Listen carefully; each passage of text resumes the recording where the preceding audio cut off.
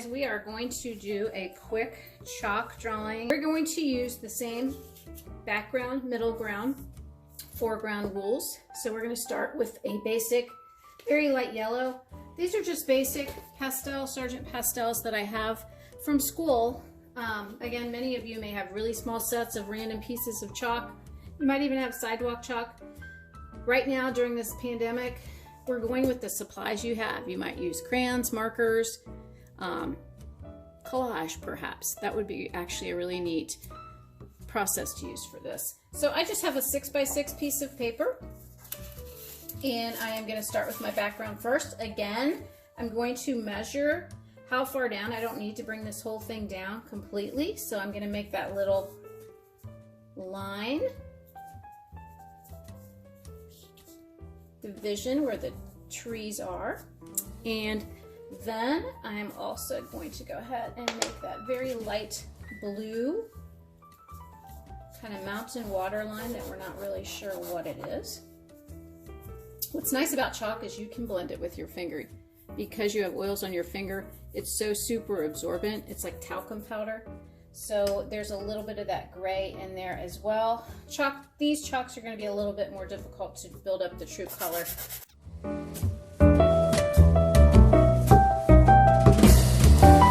Blow dust all over your parents' home, your room.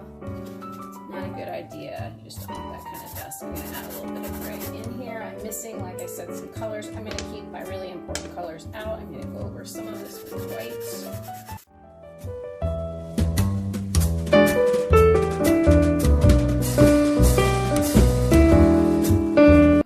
Do this, okay? That's why I have this background paper there. Newspaper will work fine. And I'm just gonna lightly blend. I keep a wet paper towel handy to wipe my fingers off.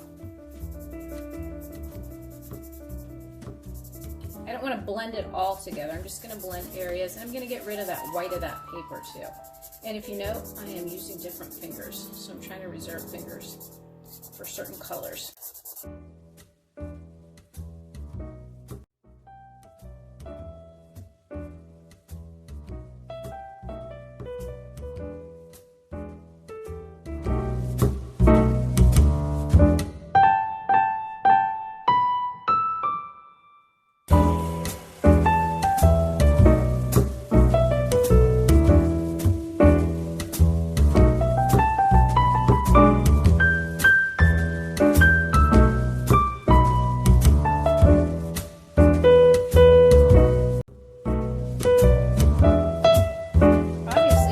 Tell that is entirely too blue.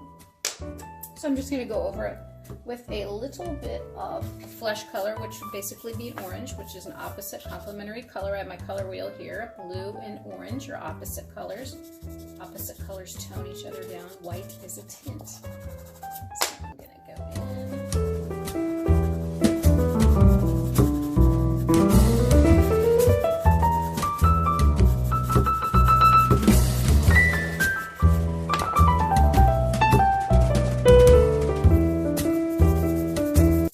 On a piece of cardboard, guys, as a work surface. That it makes a great surface.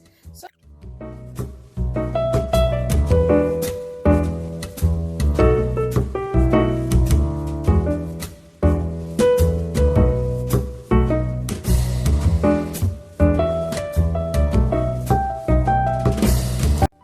alright, I am going to lay in these really dark areas. I don't have a super dark green, I just have this green, so I'm going to use a little blue, but I'm also going to use a little black. I'm trying to keep from using black, but I'm going to have to go in and use a little bit of black. Again, very loose. It's an Impressionist.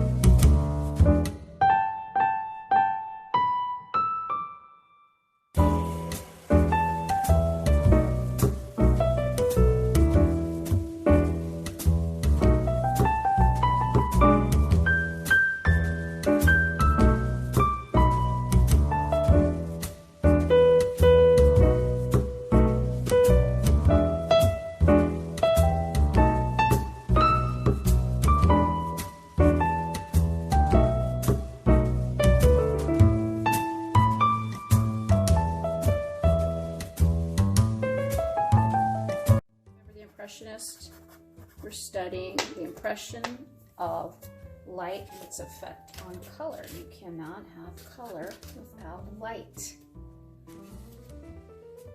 If I turn the lights out, I will lose color.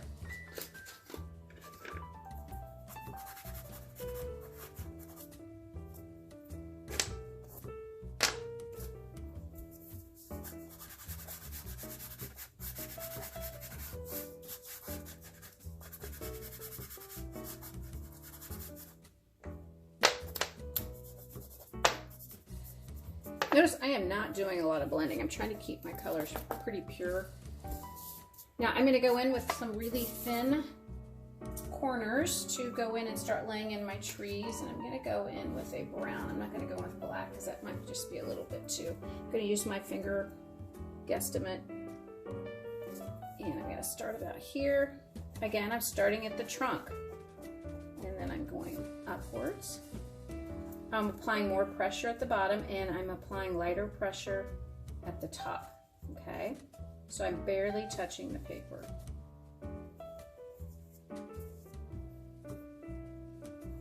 And not, I'm kind of skipping, not all the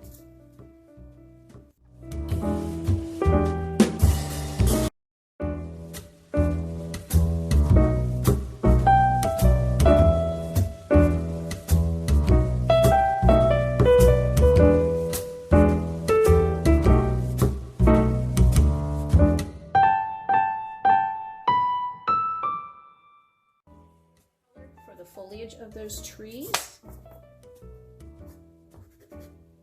Again, less is better, guys. We're not coloring this in.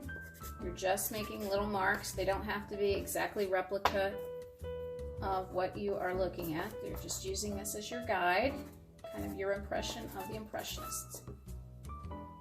There is some gray in here.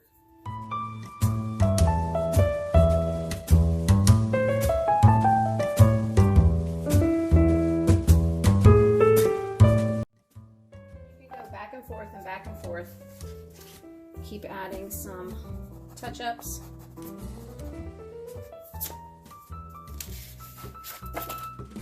But you can see, there you go. Okay. So because you're not actually mixing paint, I could keep going back and touching some of this up, but there's a good interpretation with chalk.